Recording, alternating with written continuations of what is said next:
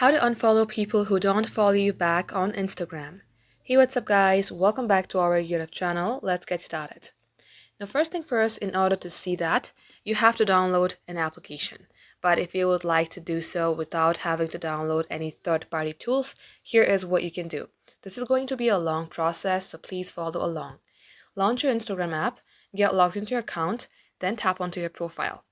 As you do so, you will see your followers and your following list. Tap onto your following list and you will see sorted by default. Tap on this arrow here, then tap latest. As you do so, it will show you all the people that you have followed or following recently. Let's go ahead and check if this person follows me or not.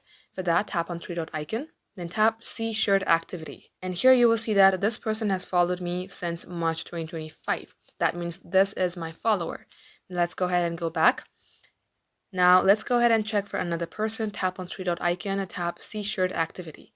You can see that this person does not follow me. So I can go ahead, tap on following, and now you can see that I have just unfollowed this person, and this is how you can know if they have followed you or don't follow you. So guys, this is all for today's video. Thank you for watching.